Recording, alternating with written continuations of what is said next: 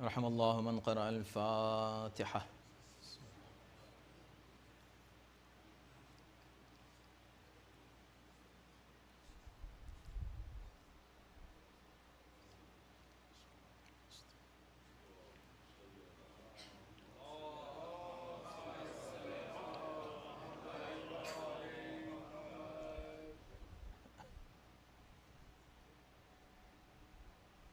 أعوذ بالله السميع العليم من الشيطان اللعين الرجيم.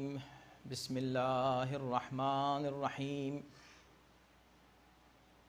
الحمد لله رب العالمين والصلاة والسلام على أشرف الأنبياء والمرسلين خاتم النبيين رحمة للعالمين سيدنا ونبينا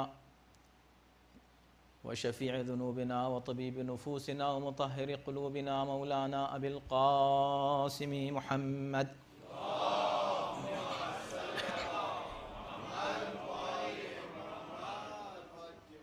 وآله الطيبين الطاهرين المعصومين المظلومين ولعنة الله على أعدائهم أجمعين من الآن إلى يوم الدين.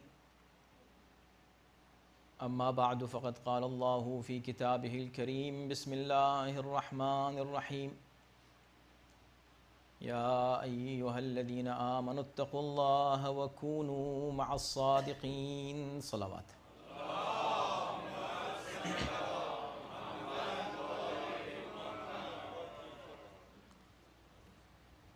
عزیزان محترم، اوریجنلی تو یہ شہادت کی مجلس ہے اور شہادت کی شب ہے، اور عموماً ہم اس بات کو ترجیح دیتے ہیں کہ شہادت کی مجلس میں کسی اپنے مرحومین کا ذکر اس طرح نہ کیا جائے کہ وہ ذکر غالب آئے، بلکہ فاتحہ بھی پڑھتے ہوئے ہم احتیاط کرتے ہیں. اور کئی بار ہم نے ایسا کیا کہ نہ پڑھنا اس نیت سے کہ ہم اس رات کی عظمت اور حرمت کو پیش نظر رکھے ہیں، اس کا ثواب شاید زیادہ ہو، بلکہ دوہرا ثواب ہوگا. ایک یہ ثواب کہ ہم نے نیت کی، اس مجلس کو اسپانسر کیا، اس کا تبرک وغیرہ. دوسرا یہ ثواب کہ احتراماً اپنے کسی مرحوم کا ذکر نہیں کیا. یہ عام طور پر جب اس طرح کی کوئی ایصال ثواب کی مجلس ہو تو یہ کافی ہوتا ہے کہ شہادت کی مجلس کو مؤمن اسپانسر کر لے مرحوم کی نیت سے. کوئی حرام نہیں ہے، کوئی گناہ نہیں ہے. اصرار ہوتا ہے تو فاتحہ ہم پڑھ بھی دیتے ہیں، یہ عمومی حالات میں ہے. لیکن اب یہ کیا کیا جائے کہ اگر کسی کا انتقال ہی شہادت کے دن ہو یا کسی کی سوم کی مجلس ہی شہادت کے دن آ رہی ہو، اب یہ تو اس کی قسمت ہے، توقیت اللہ نے اس کا انتخاب کیا اس کے لیے، اس میں ہمارا کوئی عمل دخل نہیں ہے. اس وجہ سے شاید یہ بھی مرحومہ کی نیکیوں کا دنیا میں ایک صلہ تھا کہ سوم کی مجلس ایسے موقع پر آئے کہ نہ آپ اس کو آگے کر سکتے تھے نہ پیچھے کر سکتے تھے. یہ شہادت ہے. ذکر ابھی ہم مولا ہی کا کریں گے، ان کا نہیں کریں گے، مولا کا ذکر کریں گے. لیکن میں یہ کہتا ہوں یہ مرحومہ کی شاید روحانیت ہے اور ان کی نیکی کا صلہ اللہ کی طرف سے ہے کہ اس موقع پر آپ نے ان کی فاتحہ پڑھی، اور یہ ان کا گویا سوم کا دن تھا خاص. آئندہ جب پڑھیں گے تو ہم اس کے احتیاط کریں گے کہ شہادت کے دن ان کی فاتحہ نہ پڑھیں، لیکن اب کیا کریں کہ آج تو ان کا سوم ہے.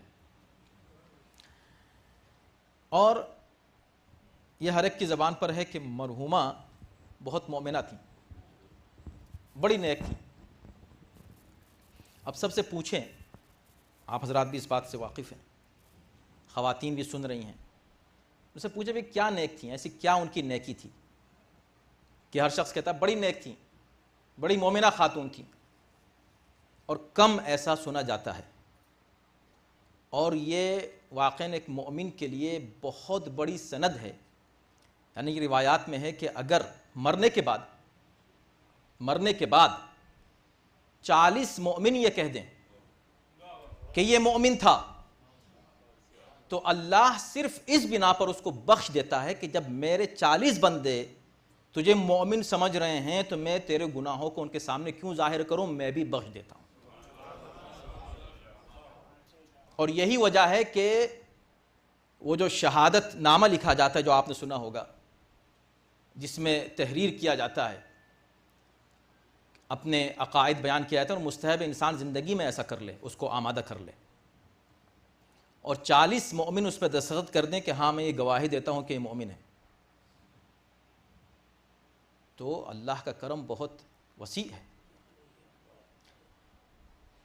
تو یہ ذکر باقی رہ جانا مرنے کے بعد کہ مومن تھا.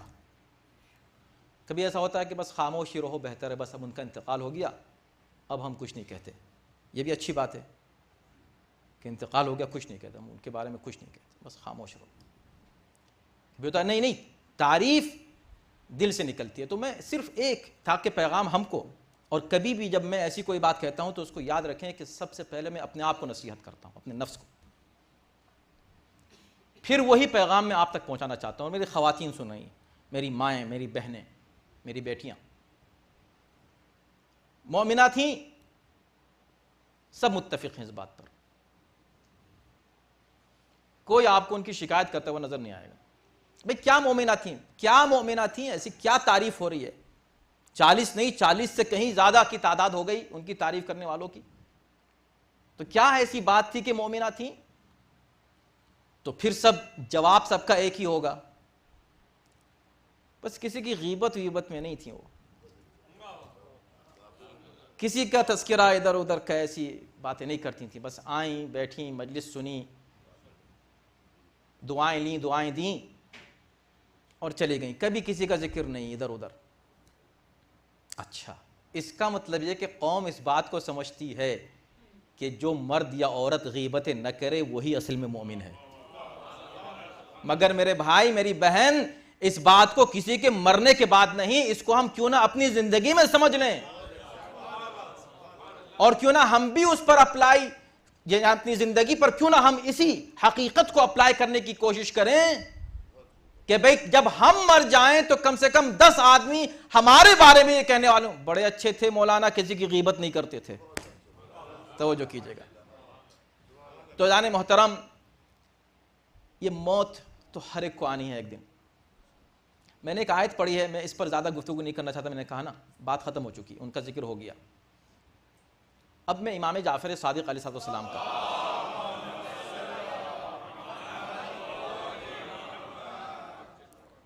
ان امام کا ذکر کروں گا کہ جن کی وہ عاشق تھیں, عزادار تھیں, عزادار خاندان سے ان کا تعلق ہے, اور اس خاندان سے جو عزاداری کے معاملے میں, مولا کی ولایت کے معاملے میں بڑے حساس لوگ ہیں ان کے خاندان میں, اور معروف لوگ ہیں ماشاءاللہ. اچھے خاندان سے ان کا تعلق تھا, مولا کی چاہنے والی تھیں, شاید اسی وجہ سے یہ آج تاریخ ان کو مل گئی. شب جمعہ بھی ہے, اور عموماً اس کو بھی ذہن میں رکھیں, یہ ایک عجیب, میں سمجھتا ہوں شاید مشکلات میں سے ایک مشکل ہی میں اس کو مانوں گا کہ ہم لوگ ہر معاملے میں اپنا فائدہ دیکھتے ہیں, مرنے والے کا نہیں. مرنے والے کا فائدہ اس سے ہمیں کوئی مطلب نہیں, ہمارا کیا فائدہ ہے روایات کے مطابق. اور ظاہر ہے کہ مومنین کو بتانے کی ضرورت نہیں ہے کہ شب جمعہ کی جو اہمیت ہے روایات میں, مخصوصاً مرنے والے کے لیے, اس سے بہتر موقع نہیں ہے کہ اگر ہم کسی مرنے والے کی ترحیم کی مجلس رکھیں, ایصال ثواب کی مجلس رکھیں, تو شب جمعہ کو رکھیں. یہ تلاش کریں کہ شب جمعہ کون سی آ رہی ہے ان کے چہلم کے لیے, ان کے سوم کے لیے. سیٹرڈے ڈھونڈ رہے ہیں, سیٹرڈے کون سی فضیلت ہے, سیٹرڈے کون سی فضیلت اضافی ان کو مل جائے گی. کسی روایت میں ہے کہ اگر آپ سیٹرڈے کو سنڈے کو کریں تو ان کو اضافی فضیلت ملے گی. تھرسڈے کے لیے ہے, شب جمعہ کے لیے کہ اضافی فضیلت ان کو ملے گی, یہ شب ہے. مگر نہیں، شب جمعہ نہیں، وہ ہمارا کیا فائدہ، ہمیں کہاں آسانی ہے. تو میں نے پھر یہ سوچا اب میں صرف کہہ ہی دیتا ہوں، ورنہ اس کے علاوہ اصرار اس لیے نہیں کرتا کہ میں دیکھتا ہوں کہ بھئی ہم کیا کریں، اب یہ حالات ہیں، مجبوری ہے، جو بھی آپ کہیں مجھے مطلب نہیں، ہمارا کام تو ممبر سے کہہ دینا ہوتا ہے کہ بھئی یہ جب یہ قوم کا یہ حال ہے، الحمدللہ یہاں تو نہیں ہے اب، لیکن بہت سے مقامات پر آپ دیکھیں گے کہ ابھی بھی یہ سلسلہ ہے، اور ہم یہاں پر بھی ایسا ہو رہا تھا کہ مولا کی شہادت کے لیے بھی ویکینڈ تلاش کیا جا رہا تھا. ابھی بھی ہوتا ہے. شہادت کی مجلس کب ہوگی؟ ویکینڈ پر. ولادت تو ہوتی ہے، خیر عام ہے. ولادت کا جشن کب ہوگا؟ ویکینڈ پر. کیوں؟ اس لیے کہ بھئی وہ پیدا تو آج ہوئے ہیں. اپنی اولاد کا ہم جو ہے نا برتھ ڈے جب منائیں گے تو اسی دن منائیں گے، اس دن چھٹی بھی لے لیں گے، ذرا پہلے بھی آ جائیں گے آفس سے، لیکن وہ چونکہ امام کی ہے نا، ویکینڈ پہ کر لیں جب ہم کو فرصت ہے، جب ہمارے پاس فرصت ہے. تو باہر کیف ائمہ علیہ السلام سے عشق اور محبت اس کے مظاہر ہوتے ہیں، اس کا اظہار ہوتا ہے. کونو مع الصادقین. اب یہ آیت ہے میں نے پڑھی آپ کے سامنے، مگر آپ خود یہ سوچیں کہ پورے قرآن میں آج کی رات کے لیے اس سے بہتر کون سی آیت نکل سکتی ہے؟ کونو مع الصادقین. صادقین جمع ہے صادق کی. اے صاحبان ایمان ان کے ساتھ ہو جاؤ جو صادق ہیں، جو صادق ہیں. اب یہ عجیب بات ہے کہ لوگوں نے دوسرے نام رکھے لیکن صادق یا رسول اللہ کا نام رہا یا امام جعفر صادق علیہ السلام. صلی اللہ علیہ محمد و آل محمد.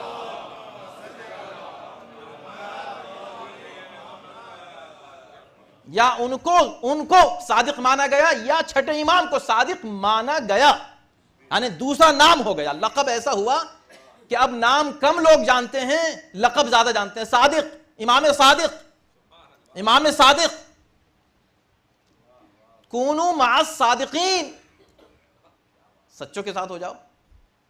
تو مان رہے ہیں کہ صادق ہیں. یہ عجیب بات ہے، دیکھیں مان رہے ہیں کہ صادق ہیں یعنی سچے ہیں. آپ کسی مسلمان سے پوچھیں چھٹے امام کے بارے میں، کسی مسلمان سے پوچھیں، کوئی بھی. جب میں کہوں کوئی بھی تو اس میں ان تکفیریوں کو بھی شامل کرتا ہوں. ان سے بھی پوچھ لے کہ ہاں بھی کیا خیال ہے چھٹے امام کے بارے میں. پہلے امام کی بات ہی نہیں کر رہا ہوں ابھی، آؤ چھٹے تک آ جاؤ. چھٹے امام کے بارے میں کیا خیال ہے؟ سچے تھے؟ ہاں نہیں وہ سچے تو تھے. ان پر شک کیا جا سکتا ہے؟ نہیں ان پر تو شک نہیں ہو سکتا. ہاں ان کے ماننے والوں پہ ہو سکتا ہے، کرو کوئی بات نہیں، ان کے ماننے والوں کو تم کافر کہہ دو، لیکن ان کے بارے میں کیا خیال ہے؟ کہ نہیں وہ تو سچے تھے. کوئی بھی آپ کو ایک مسلمان نہیں ملے گا جو نعوذ باللہ ان کی طرف کذب کی نسبت دے، جھوٹ کی نسبت دے ہی نہیں سکتا. کیوں؟ ہر دشمنی کریں گے ان سے، قتل کر دیا، ہر طرح ظلم کیا، سارے ظلم ہو سکتے ہیں ان کے اوپر، ان کو جھوٹا نہیں کہہ سکتے. کیوں؟ اس لیے کہ ان کے فرزند ہیں کہ جن کے دشمنوں نے ہر دشمنی کی مگر خاتم النبیین کو جھوٹا نہیں کہہ سکے. سچائی کہتے رہے دشمنی کرتے ہوئے بھی. تو بھئی جب سچے ہیں، مان لیا سچے ہیں کہ ہاں سچے ہیں، تو بس پھر بات ختم ہو گئی. تو مسئلہ تو کتنا آسانی سے حل ہو گیا. قرآن کیا کہہ رہا ہے؟ سچوں کے ساتھ ہو جاؤ. باقی جو سچے ہیں وہ کنٹروورشل سچے ہیں، یہ متفق علیہ سچے ہیں. تو اس میں کیا پریشانی ہے ان سچے کے ساتھ ہونے میں؟ اب اگر فقہ کی بات آ جائے تو بھئی اس سچے سے بڑھ کر فقہ کس کی ہوگی؟ جو فقہ منسوب ہے سچے کی طرف، اس سے بڑھ کر فقہ اور کیا ہو سکتی ہے؟ سچے ہیں. روایت میں کیا ڈھونڈا جاتا ہے کہ بھئی روایت کس سے ہے، اس کی تحقیق ہو رہی ہے، اسکروٹنی ہو رہی ہے، روایت کہاں سے کہاں چلی، وہاں سے کہاں چلی، وہاں سے آگے بڑھی، وہ کون تھا بیچ میں، درمیان میں سچے ہیں کہ کاذب ہیں کہ صادق ہیں. ساری تحقیق ہوتی ہے. اس کے بعد پھر یہ تعین کیا جاتا ہے کہ یہ حدیث قابل قبول ہے یا اس کو رد کر دیا جائے، ضعیف ہے یا صحیح ہے. یہ نا روایت. اتفاق یہ ہے، مجھے نہیں معلوم کہ یہ مسلمان جسے سچا مانتے ہیں، سچا تو مانتے ہیں یعنی سچے کون ہیں؟ ٹھیک ہے، ہاں بالکل بالکل سچے ہیں، صادق ہیں، اس میں کوئی انکار نہیں ہے۔ تو جو صادق کہے، وہ روایت جو صادق کہے وہ کون سی روایت ہوگی؟ وہ صحیح روایت ہوگی۔ جو صادق بیان کرے اس کو صحیح روایت کہتے ہیں، اور جو کاذب بیان کرے یا مجہول بیان کرے اسے ضعیف روایت کہتے ہیں یا مردود۔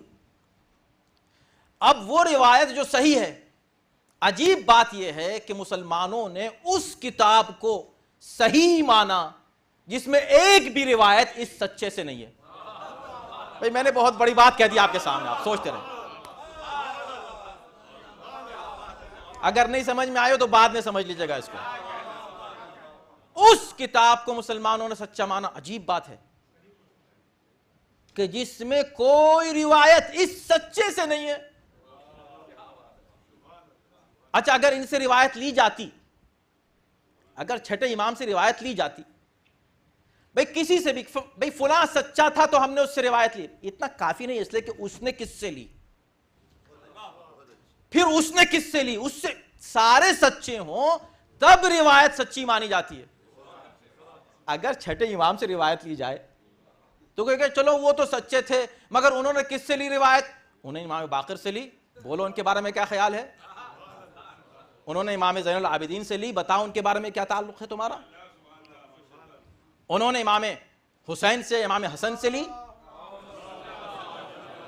بتاؤ ان کے تعلق سے تمہارا کیا خیال ہے؟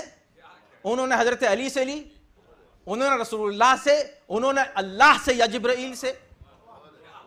براہ راست جہاں سلسلہ ذہب موجود ہو، سنہری سلسلہ موجود ہو، اسے چھوڑ کر، بھئی سنہری یہ قیمتی سلسلہ چھوڑ کر نہ جانے کیسے سلسلوں میں لوگ پھنس گئے۔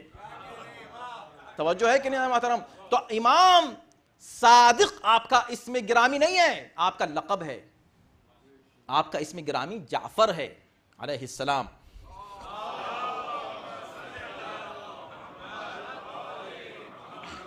آپ کا لقب ہے صادق، سچے۔ اور قرآن یہ کہہ رہا ہے کہ اے صاحبان ایمان سچوں کے ساتھ ہو جاؤ۔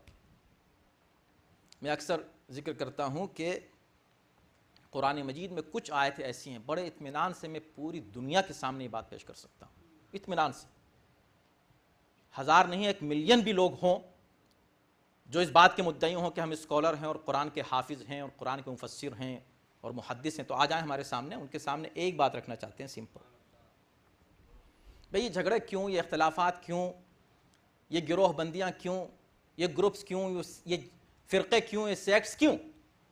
اسلام تو ایک ہے نا، قرآن کا پیغام تو ایک ہی ہے، اللہ ایک ہے، رسول ایک ہے، کعبہ ایک ہے۔ جب ہر چیز ایک ہے تو آپ کیوں ایک نہیں ہیں؟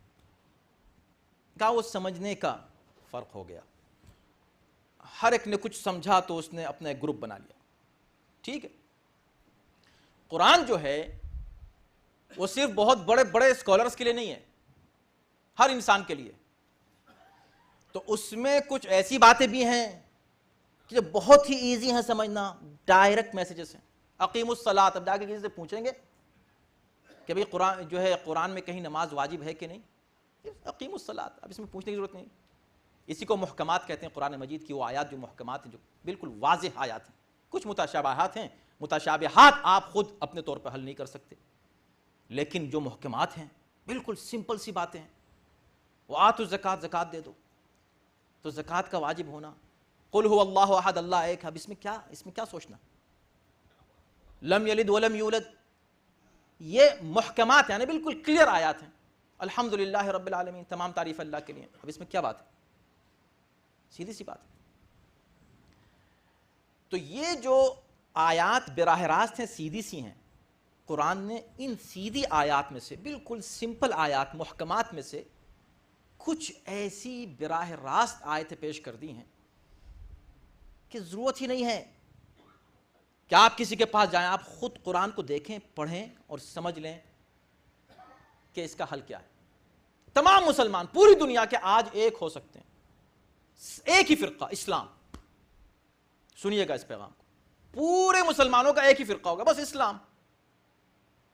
نہ کسی کا کوئی فرقہ ہے، نہ کسی کا کوئی نام ہے، نہ کوئی گروپ ہے، سب کون ہے؟ مسلم۔ کیسے بھائی؟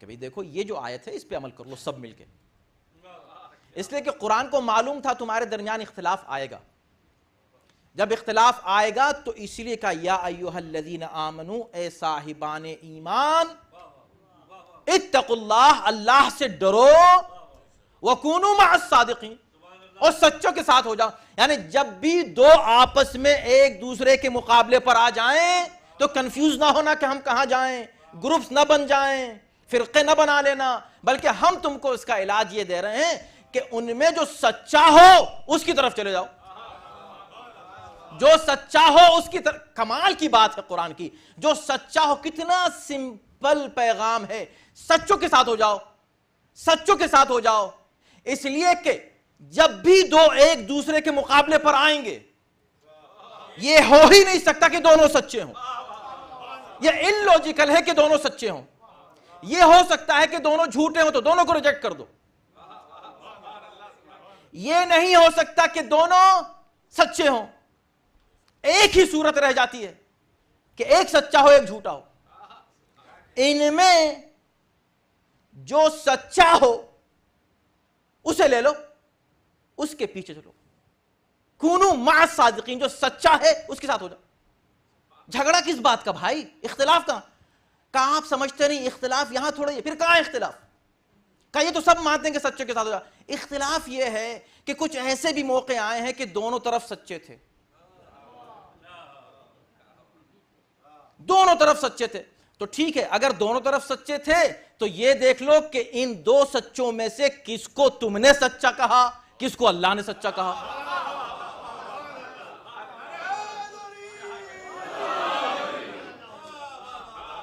سمپل لاجک کی بات کر رہا ہوں، اتنی ایزی۔ یہ جو فرقے ہیں نا، آپ یقین جانیں یہ سب سیاست ہے، لوگوں کے اپنے مقاصد ہیں، اپنے ان کے پرسنل ایجنڈا ہیں، شروع سے جہاں سے اسلام کے دو ٹکڑے شروع کیے ان لوگوں نے، اس کے بعد پھر اور ٹکڑے، اسلام کے نہیں، مسلمانوں کے، یہ صرف اپنے پرسنل ایجنڈا، پرسنل انٹرسٹ، ورنہ کنفیوز ہونے کا کوئی چانس ہی نہیں، کوئی صورت نہیں، کوئی روم قرآن نے رکھا ہی نہیں کنفیوژن کا، رکھا ہی نہیں، سو سمپل۔ انہوں نے کہا مگر ہم کیا کریں؟ آپ کہہ رہے ہیں صادق، تاریخ میں کچھ ایسے بھی ہیں کہ جن کے لیے اور بھی ذرا بھاری سا لفظ استعمال کر دیا گیا، یہ بتانے کے لیے کہ وہ سچے تھے۔ کوئی بات نہیں، دیکھو آرام سے ہر بات کو سمجھو، اگر ایسی کوئی صورت تمہیں نظر آئے کہیں پر بھی کہ دو افراد جو ایک دوسرے کے مقابلے پر آ گئے، ہم کنفیوز ہیں کس طرف جائیں، ان کو بھی لوگ سچا کہہ رہے ہیں، ان کو بھی لوگ سچا کہہ رہے ہیں، ان کا بھی نام صدیق رکھ دیا گیا، ان کو بھی صدیقہ کہا جا رہا ہے، یہ بھی صدیق ہیں، یہ بھی صدیقہ ہیں، یعنی اور ایسا پھر ریپیٹ ہوا، ایک بار وہ جو صدیقہ تھیں وہ ان کے مقابلے پر آئیں جن کو لوگوں نے صدیق کہا، ایک بار پھر ایسا ہوا مگر الٹا ہوا، وہاں بھی ایک صدیقہ اور ایک صدیق، تو لوگ کنفیوز ہوئے کہ بھئی کدھر جائیں۔ بالکل صحیح بات ہے، دیکھیں توجہ کیجئے میں کیا کہہ رہا ہوں، بالکل صحیح بات ہے، کنفیوز ہونے کی بات یہاں آ رہی ہے، کیوں؟ اس لیے کہ ان کو بھی صدیقہ کہہ رہے ہیں، ان کو صدیق کہہ رہے ہیں، ادھر ان کو صدیقہ کہہ رہے ہیں، ان کو صدیق کہہ رہے ہیں، ریپیٹ ہوا، دوبارہ ہوا پھر ایک بار، اب کنفیوز، لہٰذا نہیں سب ٹھیک ہے، یہ بھی صحیح ہے، یہ بھی صحیح ہے، یہ بھی صحیح ہے، بھائی صحیح اگر دونوں ہیں تو ایک دوسرے کے مقابلے پہ آ ہی نہیں سکتے، ایک دوسرے کے مقابلے پر آنے کا مطلب یہ کہ نہیں ان میں سے ایک صحیح ہے ایک صحیح نہیں ہے، ایک صحیح ایک صحیح نہیں ہے، بالکل سمپل اصول ہے، اس میں کوئی جھگڑے کی بات نہیں ہے، اختلاف کی بات نہیں ہے، ایک دوسرے کے خلاف باتیں کرنے کی بات نہیں ہے، سمجھے، نفرتیں پھیلانے کی بات نہیں، یہ عقل کی بات ہے، اور بالکل سمپل لاجک، وہ باتیں میں کر رہا ہوں، یہ جو بچے ہیں نا یہ سمجھ لیں گے، چھوٹے بچے سمجھ لیں گے وہ باتیں کر رہا ہوں۔ اب کہا کہ تو پھر کیا کریں، کیا کریں؟ اب ہم کہاں تحقیق کرتے پھریں کس کو اللہ نے کہا، کس کو ہم نے کہا، کس کو کس نے کہا، یہ بھی صدیق یہ بھی صدیقہ، تو بھائی یہ حکم تم کو کس نے دیا کہ سچوں کے ساتھ ہو جاؤ؟ کس نے حکم دیا؟ کہ اللہ نے. تو جھگڑا کس بات کا؟ اللہ کے پاس ہے. یا اللہ تو نے کہہ تو دیا کہ سچوں کے پاس جاؤ, اب یہاں جھگڑا یہ ہو گیا سچا ہے کون, تو بتا دے کون ہے سچے. تو اللہ نے کہا کہ تمہارے پاس عقل نہیں ہے, آؤ پڑھو قرآن, آؤ پڑھو قرآن. میں تم کو بتاؤں گا نہیں کہ کون کون سچے ہیں, دکھاؤں گا. بتانا اور ہے, دکھانا اور ہے. آؤ اگر تمہاری نظر نہیں ہو, کام کر رہی ہو, تو آؤ میں تم کو مباہلہ میں بلا لوں. فنجعل لعنت اللہ. نہ صرف بتاؤں گا, توجہ, کیا بھائی میرے بھائی کبھی کسی سے بات کر لیں, چلیں کسی سے بات کر کے مجھ کو بتا دیں. اس لیے کہ میں حیرت زدہ رہتا ہوں کہ اتنی سمپل, اتنی ایزی باتیں مسلمانوں کی سمجھ میں کیوں نہیں آتی. اس میں کس بات کا جھگڑا, اس میں کیا لڑائی, کیوں لڑائی؟ مگر جب آپ یہ کہیں گے تو ان کو یہی پتہ نہیں کہ مباہلہ کیا ہے. اب جب تم کو پتہ ہی نہیں کہ مباہلہ کیا ہے, تو تم نے ایک آیت تو پڑھ لی. قرآن کی تفسیر کرتا ہے, قرآن کے ایک آیت دوسری آیت کی تفسیر کرتی ہے. جب قرآن نے یہ کہا کہ سچوں کے ساتھ ہو جاؤ, تو اب قرآن ہی کی ذمہ داری میں سمجھتا ہوں کہ قرآن ہی یہ بتائے کہ کون ہیں وہ سچے جن کے ساتھ ہم ہو جائیں. تو قرآن نے کہا کہ میں یہ صرف نہیں کہ تم کو بتاؤں کہ یہ ہیں یہ ہیں یہ, نہیں, دکھاؤں, اور ایسا دکھاؤں کہ کوئی انکار نہ کرے. ایسا دکھاؤں کہ کوئی انکار تو کیا, کہ نہیں, چیلنج کر دیا ہوں مباہلہ کریں. تو کافروں کو قبول کرنا پڑا کہ یہ سچے ہیں. میں کچھ کہنا چاہ رہا ہوں, کافروں کو قبول کرنا پڑا, یعنی اللہ نے سچوں کا تعارف اس طرح کرایا کہ اس سچے کے تعارف کو بھی اللہ نے چیلنج بنا دیا کہ دیکھو اب اس کا کوئی انکار نہیں کر سکتا, کافر بھی نہیں کر سکتا. اب اگر کوئی کر دے تو کون ہے؟ توجہ کیجئے گا. اب اگر کوئی ان کی صداقت کا انکار کر دے تو بھیا وہ تو ان کافروں سے بھی بدتر ہے جنہوں نے مان تو لیا تھا. صلاح بھیجے محمد و آل محمد پر.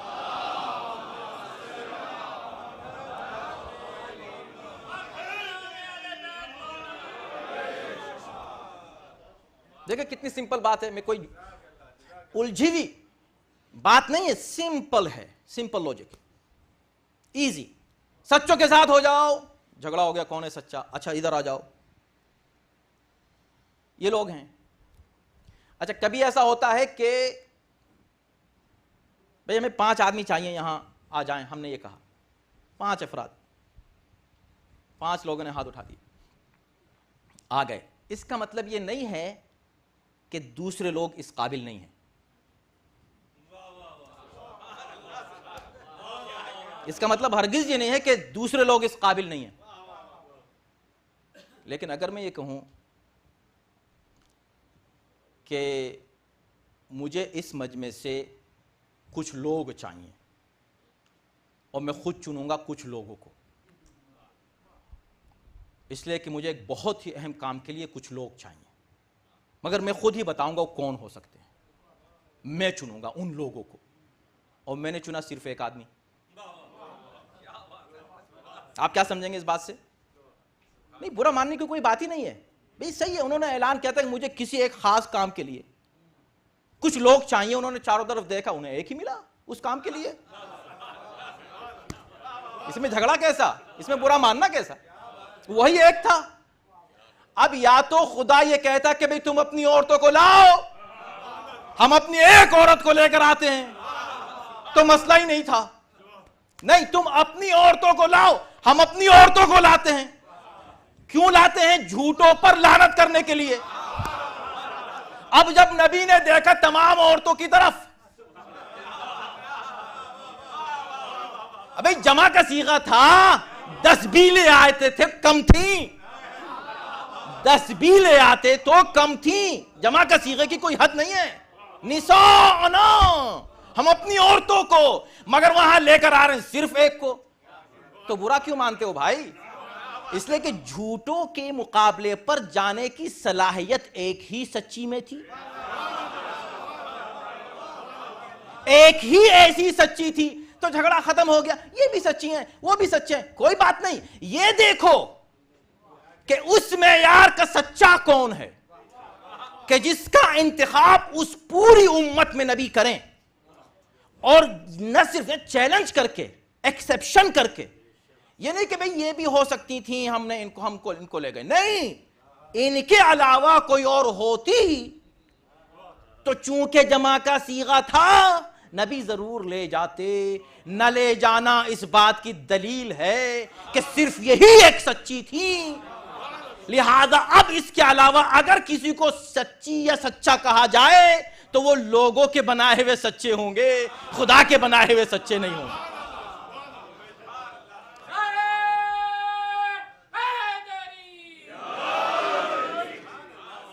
اب جب خدا کہہ رہا ہے کہ سچوں کے ساتھ ہو جاؤ، کس سچوں کے ساتھ ہو جاؤ؟ جس کو تم نے سچا کہا، جس کو آج کل کی کوئی ٹی وی چینل سچا کہہ دے، جس کا آج کل کا کوئی میگزین سر ورق پر اس کی تصویر دے کے کہے کہ بہت سچا آدمی ہے، وہ سچا ہوگا؟ یا جس کا نام قرآن کے سر ورق پر لکھا ہوا ہو صداقت؟ اللہ کہے یہ سچے ہیں، اس سے بڑا اور کیا تعارف ہوگا میرے بھائی؟ کوئی مجھے آ کر بتا دے اس سے بڑا انٹروڈکشن، اس سے بہتر اور کیا ہو سکتا ہے صادقین کا؟ اور اچھا، اس میں لفظ صادقین بھی استعمال نہیں کیا، یہ عجیب بات ہے. کیا کمال ہے بلاغت قرآنی میرے دوستو. دیکھیں نا، مباہلے کی اس آیت کو آپ بچپن سے سنتے چلے آئے نا، ہم بھی بچپن سے پڑھتے چلے آئے، لیکن ہر بار کوئی نیا پہلو ملتا ہے. اس میں یہ نہیں ہے کہ بھی میں سچوں کو چن رہا ہوں. کیوں؟ اس لیے کہ کم لفظوں میں زیادہ مفہوم دینا ہے قرآن کو. بلاغت، ایلیکوینس کیا ہے؟ کم لفظ یوز ہوں، زیادہ مفہوم دیا جائے. بات وہی آ رہی ہے، مگر یہ نہیں کہا کہ میں سچوں کو لے کر جا رہا ہوں، یہ کہا میں ان کو لے کر جا رہا ہوں جو جھوٹوں کے مقابلے پر جا سکیں.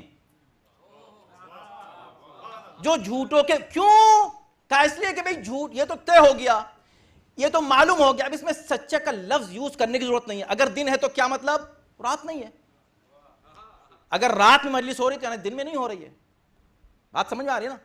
تو جب یہ کہہ دیا کہ جھوٹوں کے مقابلے پر جا رہے ہیں، اس کا مطلب سچے ہیں، یہ تو بات واضح ہو گئی. تو سیدھے سیدھے کیوں نہیں کہتے کہ سچوں کے؟ نہ، اگر صرف یہ کہتے سچوں کو لے کر جا رہے ہیں تو ان کا تو تعارف ہوتا، ان کے دشمنوں کا تعارف نہ ہوتا. ان کے دشمنوں کا تعارف نہیں ہوتا.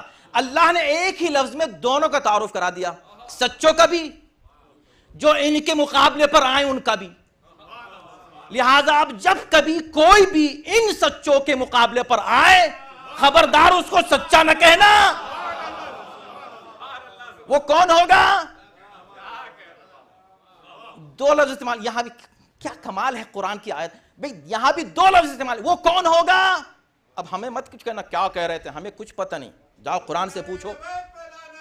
دو لفظ استعمال، فَنَجْعَلْ لَعْنَةَ اللَّهِ عَلَى الْكَاذِبِينَ. ان کا تعارف دو لفظوں میں کرایا، جھوٹے بھی ہوں گے، لعنت بھی ان پر ہوگی. کس پر ہوگی؟ جو ان کے مقابلے پر آئے.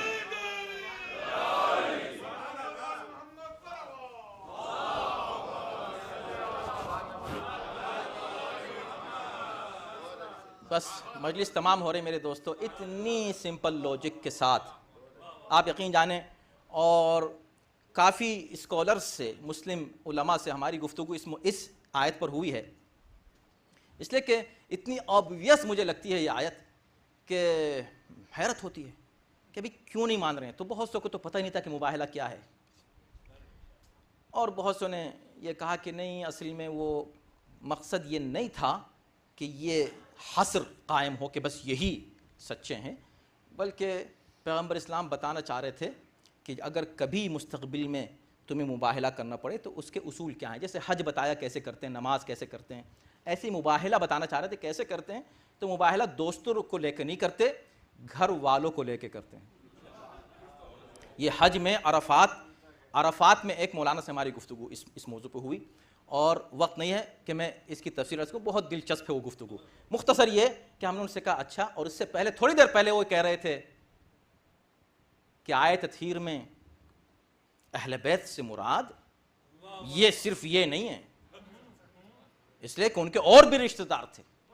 اور اب یہ کہہ رہے ہیں کہ رسول اللہ صرف یہ بتانا چاہ رہے تھے کہ میرے کلوزسٹ رشتہ دار کون ہیں, یہ بتانا چاہ رہے تھے مباہلہ میں. ہم نے کہا بھائی یا تو اس بات کو مان لیجئے یا اس بات کو مان لیجئے, ہم تو ون ون سچویشن میں ہیں. صلاح بھیجے محمد و آل محمد پر. توجہ, لاجک, یہ اگر آپ نے یہ اپنا برین یوز نہیں کیا جو اللہ نے دیا سب سے بڑی نعمت, تو یہ سب سے بڑا جرم ہے قرآن کی روشنی میں. سب سے بڑا جرم ہے کہ انسان اپنی عقل کو استعمال نہ کرے. تو بات تمام ہو رہی ہے میرے دوستو, یہ ہے امام, کہ ان امام کی پیروی کا افتخار ہم کو حاصل ہے. کون؟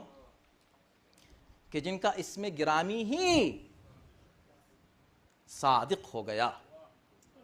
ایسا نہیں کہ دیگر ائمہ صادق نہیں تھے. اچھا کبھی آپ نے سوچا کہ انہی کو صادق کیوں کہا گیا؟ ہر امام صادق ہے. ہر امام کے دور میں زمانے میں کچھ ایسے حالات پیدا ہوئے کہ ان کا جو کارنامہ تھا وہ ان کا لقب بن گیا. چونکہ چھٹے امام کے دور میں اتنی روایتیں گڑھی جا رہی تھیں کہ لوگ ڈھونڈ رہے تھے کہ کوئی سچا ملے جس سے روایت مل جائے. اتنی سچی روایتیں بیان کی کہ سچے قرار پائے لوگوں کی نظر میں. تھے سچے مگر روایتیں لی نہیں گئیں. رسول اللہ سچے تھے, کافروں کی نظر میں سچے اور امین دونوں تھے, مگر بات نہیں مانی. تھے سچے مگر بات نہیں مانی. چھٹے امام سچے تھے, بات نہیں مانی. اچھا یہ تو خیر دوسروں نے نہیں مانی. اب تھوڑا سا میں اپنے بارے میں کہہ دوں. آپ کو تو کیا کہوں, مومنین ہیں آپ. وقت نہیں ہے, میں عموماً نہیں پسند کرتا تھوڑا سا بھی وقت سے اوپر جانا, لیکن یہ ہمارا فرض ہے ایک دوسرے کو یاد دلانا. اگر ہم ایک دوسرے کو یاد نہیں دلائیں تو نہ معلوم ہم کون سا ایسا بڑا جرم انجام دے دیں کہ جو ناقابل معافی ہو امام کی نظر میں. دیکھیں یہ تو طے ہے, آپ میں سے کوئی شخص اس میں شک نہیں کرے گا کہ ائمہ اطہار علیہ السلام پاکیزگی کی اس انتہا پر ہیں کہ جہاں ہم تصور نہیں کر سکتے ان کی طہارت کا, ان کی پاکیزگی کا. آیت تطہیر انہی کے لیے طے ہے. اب دیکھیں یہ آیت کیا کہہ رہی ہے, یا ایھا الذین آمنوا اتقوا اللہ وکونوا مع الصادقین. اب یہ ہمارے لیے ہے. اب تک جنرل بات ہو رہی تھی, اب یہ ہمارے لیے یہ ایک پوائنٹ سے اس پہ غور کر لیجئے. ابھی نہ صحیح ہو سکتا ہے میں وضاحت کے ساتھ اس کو پیش نہ کر سکوں, گھر جا کے سوچ لیجئے گا تنہائی میں. کہتا رہوں گا, 15 سے شاید 17 سال ہو گئے ہیں کہتے ہوئے, کہتا رہوں گا. ڈنڈا لے کے روک نہیں سکتا کسی کو کسی کام سے, لیکن کہتا رہوں گا. آپ مجھے اچھا کہیں, برا کہیں, جو چاہیں کہیں. میرے دوست, میرے احباب مجھ سے ناراض ہیں, کوئی بات, میرے بھائی میرے لیے دعا کریں کہ اگر میں غلطی کر رہا ہوں تو اللہ مجھے معاف کرے. لیکن آپ یہ توجہ کیجئے, سچے ہیں, طاہر ہیں, کس لیول تک؟ تو اب دیکھیں, اے صاحبان ایمان, یا ایھا الذین آمنوا کونوا مع الصادقین کہہ دیا ڈائریکٹ. نہیں, کونوا مع الصادقین ڈائریکٹ نہیں کہا. بھائی یہ جن صادقین کی بات ہو رہی ہے اس لیول کے صادق ہیں کہ جہاں تک کسی کا ہاتھ بدون طہارت تقوی پہنچ ہی نہیں سکتا.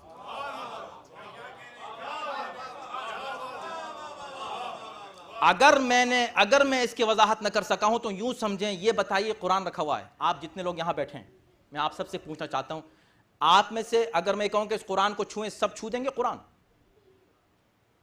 ہاں, کچھ لوگ چھوئیں گے اور کچھ یہ کہیں گے کہ بھئی میں ابھی وضو سے نہیں ہوں, رک جائیے میں وضو کر کے آتا ہوں. حالانکہ مجلس میں وضو کر کے بیٹھنا چاہیے یار.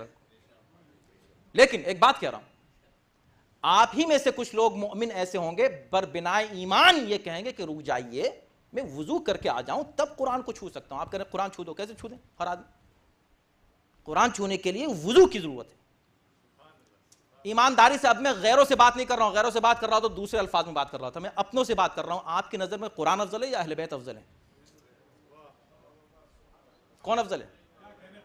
تو قرآن کو تو ہر کس و ناکس چھو لے, اہل بیت کو ہر کس و ناکس ان کے دامن کو چھو لے, قرآن کے لیے شرط یہ ہے کہ نہیں وضو کرو تب چھو، قرآن کے لیے شرط یہ کہ وضو کرو، اتنا پاک قرآن اور اہل بیت جو چاہے چھو لے۔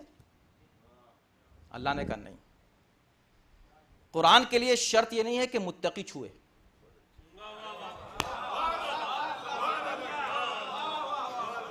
اہل بیت کے لیے شرط کیا ہے؟ یا ایھا الذین آمنو، اے صاحبان ایمان، تقوی اختیار کرو اور سچوں کے ساتھ ہو جاؤ۔ یہ نہیں کہ سچوں کے ساتھ ہو جاؤ اور تقوی اختیار کرو، نہیں، متقی بن کر تم پہنچ سکتے ہو امام تک۔ کیوں؟ اس لیے کہ قرآن کی طہارت میں اور اہل بیت کی طہارت میں یہی فرق ہے کہ قرآن کو ہر وہ شخص چھو سکتا ہے جس کے پاس ظاہری طہارت ہو، اس لیے کہ وہ ظاہری ہدایت ہے، مگر اہل بیت کو صرف وہ چھو سکتے ہیں جن کے پاس باطنی بھی طہارت ہو، ظاہری بھی طہارت ہو۔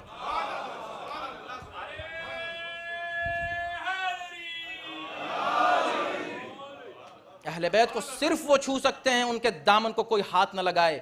اور جب بات یہاں تک پہنچ گئی ہے، قسم خدا کی دل خون کے آنسو روکتا ہے جب اپنے آپ کو ہم دیکھتے ہیں، اپنے آپ کو دیکھ رہا ہوں، میں آپ کو کیا کہوں، توجہ کیجئے، یہی چھٹے امام ہیں، آج رات ہے، شب ہے امام کی شہادت کی، تو میں عرض کر رہا ہوں آپ کے سامنے۔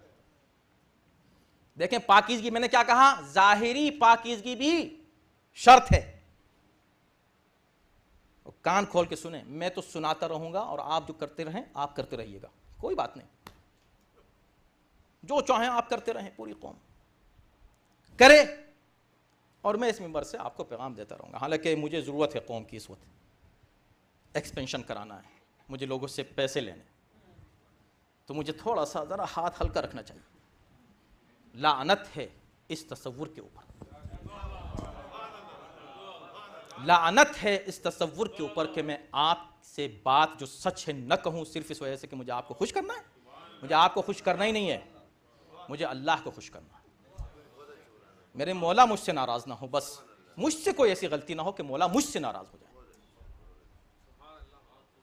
امام بیٹھے ہیں، سنیے طہارت کی منزل کیا ہونی چاہیے امام سے، ہاں ہیں، کیا فائدہ، کیا فائدہ، ایسے کتنے گناہ کیے ہیں زندگی میں، ابھی ہے اس کا کچھ لطف آ رہا ہے، ابھی بیٹھے میں آپ کو کچھ مزہ آ رہا ہے، آئے گا کل مزہ اس کا، ختم، مگر گناہ ہمیشہ باقی رہ گیا، کرتے رہو توبہ۔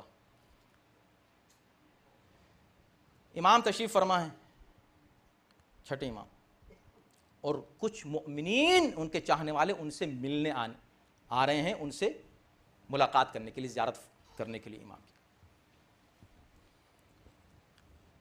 ابو بصیر امام کے بہترین ساتھیوں میں ہیں، اور معروف آپ کے انتہائی پر عقیدت اصحاب میں ان کا نام آتا ہے، ابو بصیر، سنا ہے آپ نے ان کا نام۔ وہ جا رہے ہیں حمام غسل کرنے کے لیے، غسل کرنے جا رہے ہیں، غسل واجب، یوں سمجھ لیں صاف صاف، غسل واجب ادا کرنے کے لیے حمام اس زمانے میں ہوتا تھا، باہر لوگ جاتے تھے حمام، وہاں جا رہے ہیں، ان کے ہاتھ میں کپڑے ہیں، تولیہ ہے اور ایسی چیزیں کہ جو جا رہے ہیں حمام غسل کریں گے۔ دیکھا کہ یہ گروپ جو ہے امام کی طرف جا رہا ہے، کہاں جا رہے ہیں؟ کہ امام سے بیٹھیں گے، کچھ ان سے مسائل دریافت کریں گے، کچھ فیض حاصل کریں گے آپ کی صحبت کا، زیارت کریں گے امام کی۔ انہوں نے کہا بھئی یہ گروپ جا رہا ہے تو چلو میں بھی ان کے ساتھ چلا جاؤں، حمام بعد میں چلا جاؤں گا، چلا جاتا ہوں امام کے، ان کے ساتھ امام کی زیارت ہو جائے گی، ایسا موقع کہاں ملتا ہے۔ آ گئے، جب سب آ کے بیٹھ گئے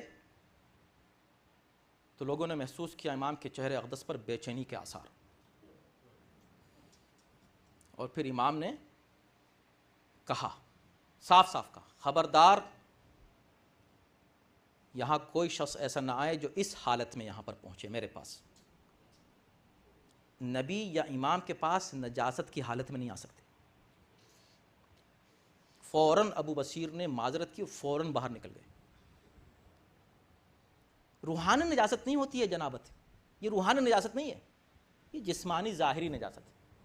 جیسے آپ کو وضو کرنا چاہیے ایسے ہی آپ کو غسل کرنا چاہیے، اس کے علاوہ کچھ بھی نہیں ہے یہ۔ اس کو نجاست نجاست نجاست تو کہتے ہیں، نجاست نہیں ہے، یہ کیا ہے کہ آپ نماز نہیں پڑھ سکتے بغیر غسل کے۔ آپ قرآن کو چھو نہیں سکتے بغیر غسل کے، بس وضو کی طرح ہے، اس لیے وضو کو حدث اصغر کہتے ہیں اور اس کو حدث اکبر کہتے ہیں، بس اتنا ہے۔ اس کا مطلب یہ ہوا، اس سے تو میں یہ استنتاج کرتا ہوں کہ جو لوگ امام کی خدمت میں حاضر ہوتے تھے، امام کی خدمت میں بھی باوضو حاضر ہوتے تھے، با طہارت۔ ظاہری طہارت کی بات ہو رہی ہے، باطنی نہیں۔ آپ سوچیں، جہاں ظاہری طہارت اتنی شرط ہو، آج بھی جب آپ حرم میں جاتے ہیں، حرام ہے، منع ہے نجاست حالت میں حرم میں جانا، یہ ہے ظاہری نجاست۔ ظاہری نجاست اتنی خطرناک نہیں ہے جتنی باطنی نجاست ہے۔ اور دیکھیں گناہ کون نہیں کرتا، کون معصوم ہے، مگر مل کے گناہ کرنا میرے بھائی، چیلنج کرنا ہے اہل بیت کو، اس سے بڑی بات میں کیا کہہ سکتا ہوں؟ یہ قرآن کے الفاظ ہیں کہ تم ربا جو لے رہے ہو نا، یہ تم خدا اور رسول سے جنگ کرنے کے لیے آ گئے ہو۔ میں بہت زیادہ سخت الفاظ استعمال نہیں کرنا چاہتا آپ کے لیے، لیکن میں کہتا رہوں گا، دو بھی مل جائیں، تھا بھی مل جائیں۔ آج کہتے ہیں امام نے کیوں نہیں قیام کیا،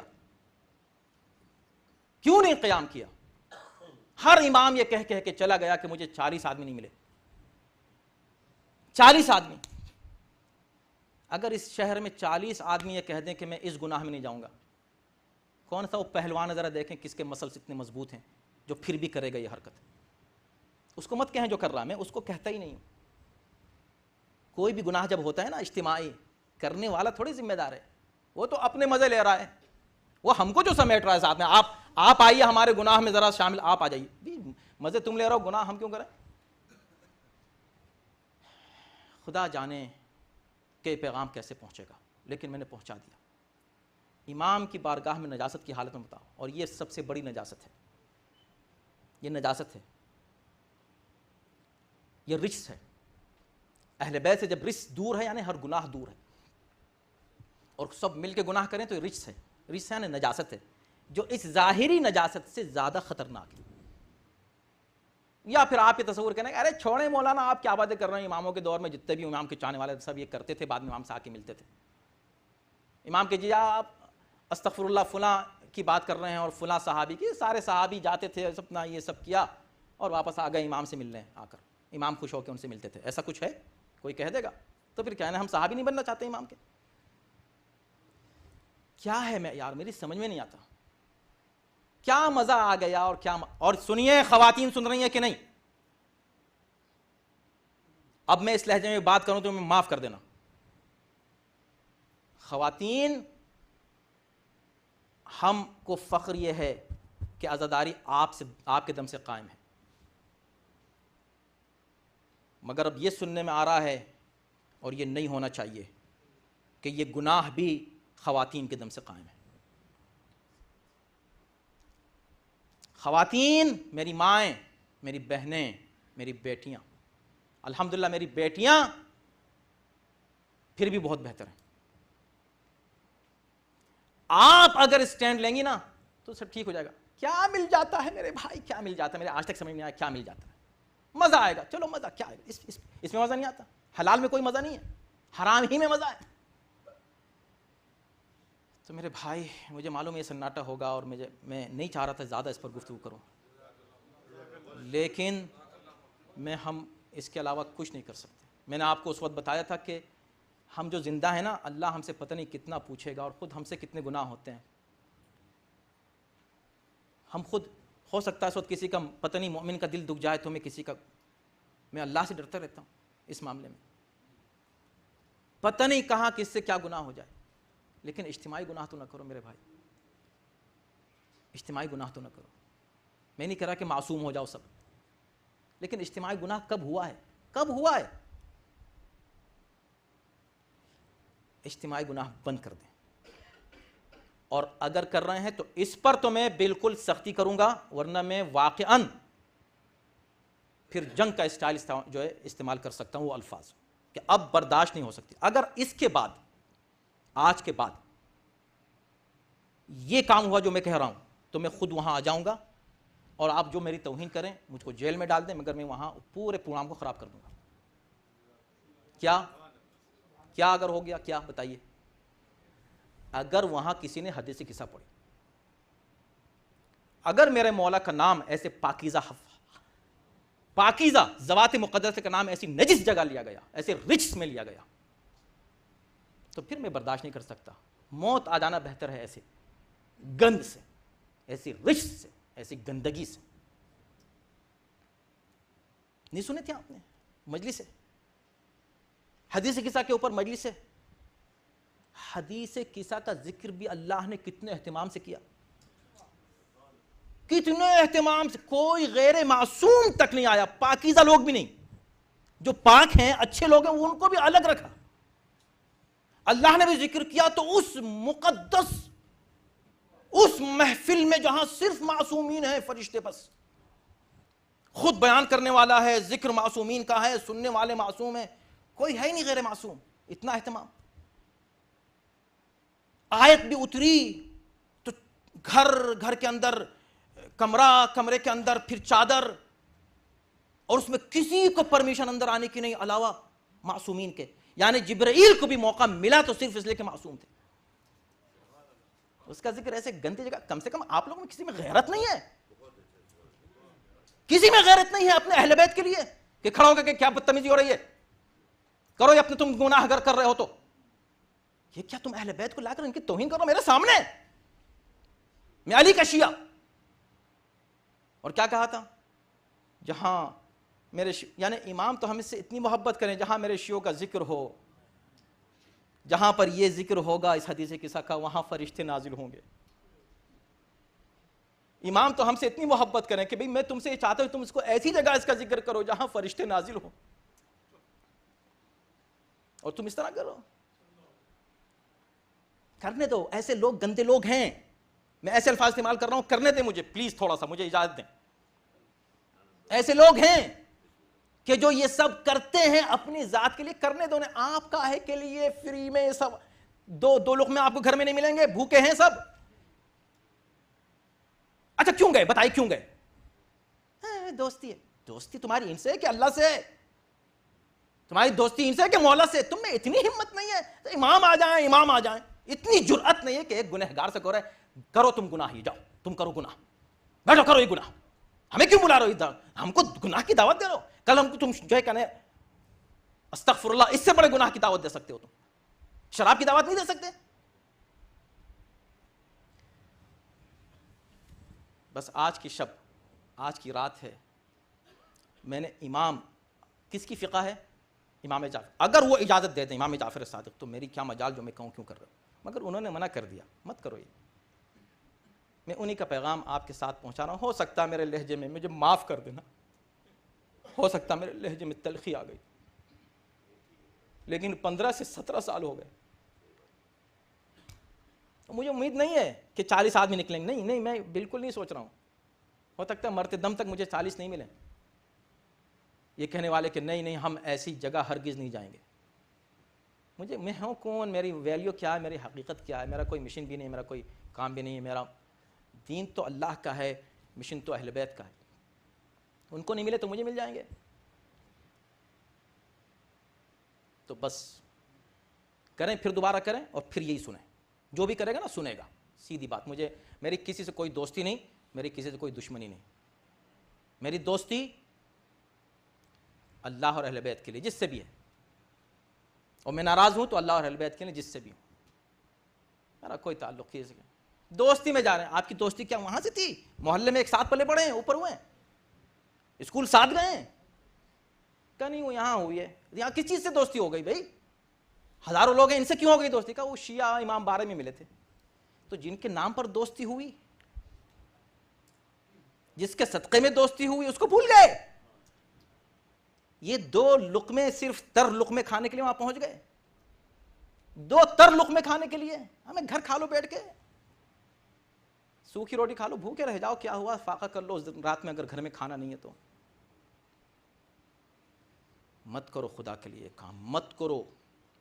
اگر اللہ نے وعدہ نہ کیا ہوتا تو عذاب نازل ہوتا, اس لیے کہ اجتماعی گناہوں پر ہمیشہ عذاب نہ, انڈیویجول گناہوں پہ عذاب نازل نہیں ہوا. یہ مت کہنا کہ ہم تو اکیلے وہاں جاتے ہیں اور اکیلے بازار. تم جاؤ اکیلے بازار میں, اجتماعی طور پہ مت جاؤ. شیعت کے نام پہ مت کرو یہ کام. انڈیویجول کر رہے ہو, اس کو مکس اپ مت کرو. ایک گناہ کرنے کے بعد اس کو جسٹیفائی نہ کرو، بس کو اللہ توبہ، یہ اس سے بہتر کوئی بات نہیں ہے. جسٹیفائی مت کرنا، یوں ہے اور وہاں بھی تو جاتے ہیں اور اسکول میں بھی جاتے ہیں. اسکول شیعوں کا ہے، اگر شیعہ اسکول میں اس طرح جائے تو آپ دیکھیں میں کیسے بات کرتا ہوں اور آپ کیسے بات کریں گے. یہ تو اسکول ہے، ریگولر اسکول ہے. ہماری بچیاں اپنے طور پر جو ان پر واجب ہے وہ کر کے جاتی ہیں، کس میں کیا پریشانی ہے؟ اس کو تم اس سے قیاس کرتے ہو. بلانے والے شیعہ، جانے والے شیعہ، پیسہ کیا آ گیا اور دولت کیا آ گئی اور پتہ نہیں کیا، امریکہ کیا آ گئے. خدا کے لیے اپنی ہم حد میں رہیں ہم سب. تو میرے بھائی آپ کریں گے تو بھیا ایسی سنیں گے، آپ مجھ کو برا مت، مجھے معلوم ہے، لیکن میرا مقصد ہرگز واللہ میں اس منبر پہ کہہ رہا ہوں اس لیے کہ میں خود گنہگار ہوں. معصوم کوئی نہیں ہے، میں خود گنہگار ہوں. اور میں پھر کہہ رہا ہوں کہ ہو سکتا ہے میرے اس لہجے میں ہو سکتا ہے زیادہ سختی آ گئی، ٹو مچ، لیکن جو لوگ جانتے ہیں سنتے رہے ہیں وہ یہ کہیں گے کہ نہیں. بار بار بار بار سنانے کے بعد بھی جب یہ سچ ہوگی تو پھر ہم امام کا پیغام آپ کو پہنچاتے رہیں گے. ہم ڈنڈے لے کے آپ کے پاس نہیں آئیں گے، لیکن اگر حدیث کی قصہ پڑی تو ہم ڈنڈا لے کے آ جائیں گے. اماموں کو مت چھیڑنا، ہمارے عقیدے کو مت چھیڑنا، بس ہمارے عقیدے کو مت چھیڑو. عمل چاہے جیسا کرتے رہو لیکن عقیدے کو مت چھیڑو. تاریخ دیکھیں گے، نحس تو نہیں ہے. تو کیا ہوا نحس ہے تو تم اس سے بڑا نحس کام کر رہے ہو یار. تاریخ تو نحس نہیں ہے، اس دن وہ نہیں کر سکتے، اس دن یہ نہیں کر سکتے، اور عورتوں کی شریعت چل رہی ہے، اللہ کی شریعت پیچھے رہ گئی ہے. عورتیں مجھے معاف کریں، میں عورتوں کو اس لیے کہہ رہا ہوں کہ آپ اگر آج مردوں سے کہیں نہیں ہوگا یہ مجال، مرد تو بیچارے اب تو ہنسے ہیں یہ سوتے اتنی دیر میں، اب تو اتنی دیر میں ہنسے ہیں مرد بیچارے. جی ہاں، ان کی مجال ان مردوں کی دیکھے کون مرد ہیں یہاں جتنا بیٹھے ہوا ہے جو کہہ کہ نہیں نہیں نہیں میں. عورتیں اگر کہیں اپنے شوہر سے بڑے میاں کہہ دیا میں نے، خیر یہ مت کہتے ہیں آپ، ہم نہیں جاتے اور آپ بھی نہیں جائیں. آپ کہیں آپ بھی یہاں بیٹھیے، ادھر بیٹھیے، ادھر بیٹھیں آپ، وہ فوراً بیٹھ جائیں گے وہیں. تو عورتیں آپ کی ذمہ داری ہے، آپ کو حدیث قصہ کی قسم ہے اہل بیت کی توہین نہ کریں، آپ جو چاہیں کریں، اور اس قوم کو بس رہنے دیں. اور جو مومنہ تھی نا، مرحوم مومنہ، اللہ بچاتا ہے تو بچاتا ہے، بس اشارہ کر دیا میں نے، سمجھے نا. اللہ جب بچاتا ہے اپنے بندوں کو تو پتہ نہیں کیسے کیسے بچاتا ہے. برا مت مانیے گا جو میں باتیں کر رہا ہوں، لیکن کیا کروں کہ دل سے جب بات نکلتی ہے تو ایسی نکلتی. چھٹے امام ہیں، اہل بیت پر مظالم کا ایک سلسلہ ہے، مظلوم ہیں، مظلوم ہیں، ان کا دل دکھا ہے، اب بھی دکھتا ہے. وہ اپنے چاہنے والوں کو جس معیار پہ دیکھنا چاہتے ہیں کاش ہم سب اس معیار پہ پورے اتر سکیں. دعا کریں، ہمت. مجھے معلوم ہے کہ کوئی بھی میری بات سے ڈس ایگری نہیں کرے گا، صرف یہ کہے گا مجبوری ہے. تو دعا کریں کہ اللہ آپ کی اس مجبوری کو دور کر دے.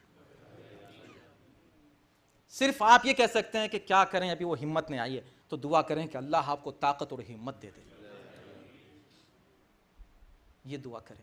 آج کے اس شب امام سے کہیں مولا ہمیں اتنی طاقت اور ہمت دے کہ ہمارا ماحول ہی وہ ایسا پاک و پاکیزہ ماحول کہ ہم آپ کو بلا سکیں اپنی محفلوں میں، آپ کا تذکرہ کر سکیں شوق سے ان محفلوں میں. یہ ہم دعا کریں، اس لیے کہ ائمہ ہر دور میں ان کا دل دکھتا رہا ہے. ہم سبب نہ بنیں، اور اجتماعی طور پھر میں اصرار کروں گا اجتماعی طور پر نہ بنیں. اس بات کا سبب ہم جو کہتے ہیں نا کہ چھٹے امام کے زمانے میں بہت سکون تھا اس لیے انہوں نے مذہب کو پھیلایا. بس آپ سمجھ لیں کہ ائمہ کن کن حالات سے گزرے ہیں. چھٹے امام کے دور میں جو حالات تھے، بس مجلس یہاں پر تمام ہو رہی ہے.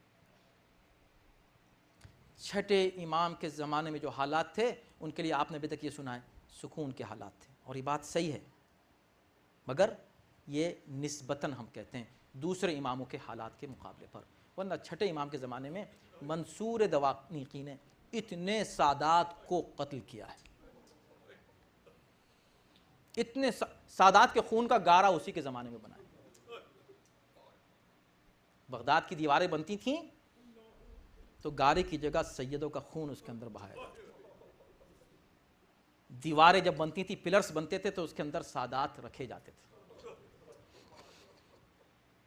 وہ دیواریں اور وہ پلرز سادات کی قبریں بنتی ہیں۔ ایک معمار جو دیوار بنا رہا تھا، قائم کر رہا تھا، اس نے وہ جب نوجوانوں کو اس میں رکھتا تھا اور دیوار بناتا، اس نے دیکھا ایک بچہ ہے نوجوان، بہت ہی حسین، بہت خوبصورت، نورانی چہرہ۔ اس نے جب اس کو رکھا، اس کا چہرہ دیکھتا رہا، کہا میں اس بچے کو کیوں ماروں، اس کی ماں کا کیا حال ہوگا۔ تو اس نے دیوار بناتے بناتے اس سے کہا بیٹا فکر نہ کرو، میں تمہارے لیے ایک سوراخ چھوڑ دیتا ہوں، اس سے تم سانس لیتے رہے نا، رات کو آؤں گا، تم کو اس دیوار سے نکالوں گا، تم اپنی ماں کے پاس چلے جانا۔ رات کو آیا، اس نے دیوار سے اس نوجوان کو نکالا، نکالنے کے بعد کہا اب چلے جاؤ۔ اس نے کہا اگر میں اب جاتا ہوں ماں کے پاس، پھر یہ ظالم مجھے پکڑ لیں گے، یہ میری زلفیں لے لو، اسے کاٹ لو، ماں تک پہنچا دو، صرف اس کو یہ بتا دو کہ تمہارا بیٹا زندہ ہے۔ وہ معمار کہتا ہے میں اس زلفوں کو لے کے پہنچا ان کی ماں تک، جا کر ماں تک وہ زلفیں پہنچائیں اور کہا دیکھو یہ تمہارے بیٹے کی زلفیں ہیں، دلیل کے طور پر لائے ہوں، تمہارا بیٹا زندہ ہے، فکر نہ کرو۔ ماں نے دعائیں دے دی۔ میں کہوں گا ہاں، ایک ماں کو یہ اطلاع تو مل گئی کہ بیٹا زندہ ہے، ہائے ام لیلا جس کی نگاہوں کے سامنے اکبر کا سینہ، اکبر کا جنازہ، والی اکبر آہ کی صدائیں بلند ہو رہی ہیں، ہائے ام فروا جس کی نگاہوں کے سامنے قاسم کا لاشا، ہائے زینب جس کے سامنے 2 بچے انہوں محمد ذبح کیے گئے ہیں۔ ایسی مائیں بھی تھیں۔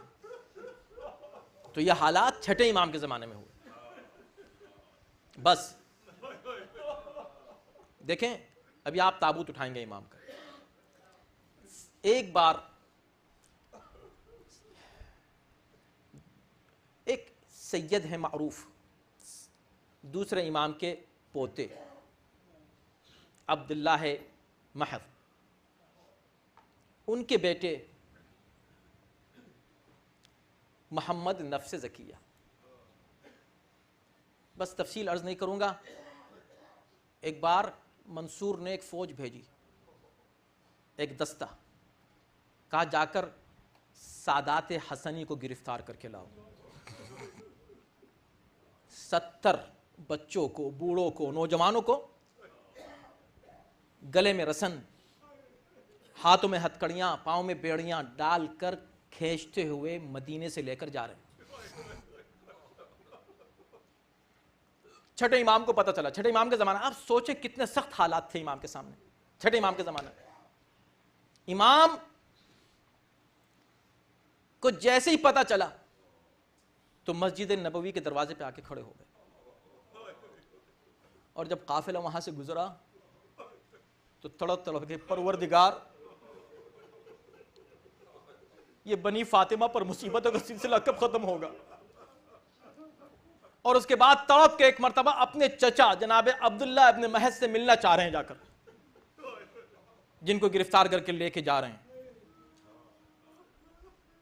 مگر سپاہیوں نے روک دیا، امام کو ملنے نہیں دیا چچا سے۔ امام تڑپتے رہ گئے، اور امام کے بھائیوں کو، ان کے بھتیجوں کو، چچا کو گرفتار کر کے اس انداز سے زنجیروں میں جکڑ کے قافلے کو لے کر گئے ہیں، اور کچھ دن کے بعد امام نے ان کی شہادت کی خبر سن لی ہے۔ یہ واقعہ ہے تاریخ کا، ہمیں نہیں معلوم کہ یہ دین ہم تک کیسے پہنچا میرے دوست، مگر جب میں نے یہ واقعہ پڑھا تو میں تلاش کرتا رہا کہ کیا اس قافلے میں کوئی خاتون بھی تھی؟ نہیں، کوئی خاتون نہیں تھی، نوجوان تھے، بوڑھے تھے، بچے تھے، مگر کسی خاتون کو گرفتار نہیں کیا گیا۔ ہائے سید سجاد جن کی نگاہوں کے سامنے مائیں ہیں، بہنیں ہیں، بیٹیاں ہیں، جن کو گرفتار کر کے لے جا رہے ہیں اسیر کر کے۔ زحمت آپ کی تمام، ایک واقعہ اور ہلکا سا، بس ابھی آپ تابوت اٹھائیں گے۔ منصور نے ایک مرتبہ حکم دیا امام کے گھر کو جلا دیا جائے، آگ لگا دی جائے۔ رات کا وقت تھا، گھر میں آگ لگا دی گئی، محلے والے آگے بڑھے پانی لے کر، آگ بڑھتی رہی، آگ رکی نہیں، تو ایک مرتبہ امام خود آگ میں کود گئے اور یہ کہہ کے کودے انا ابن ابراہیم الخلیل، میں ابراہیم خلیل کا فرزند ہوں، آگ ٹھنڈی ہو جا۔ لوگوں نے دیکھا کہ ایک مرتبہ آگ ٹھنڈی ہو گئی، آگ بجھ گئی، مگر تھوڑی دیر کے بعد دیکھا کہ امام بیٹھے ہوئے رو رہے ہیں۔ کہا مولا آپ شکر ادا کیجئے، آگ بجھ گئی، کوئی جانی نقصان نہیں ہوا، مولا رو کیوں رہے ہیں؟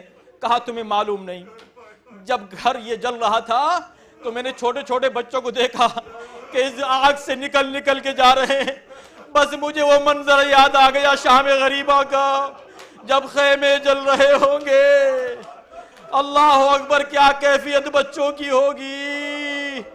امام ہر موقع پر کربلا کو یاد کرتے تھے، اپنے چاہنے والوں کو یاد دلاتے تھے۔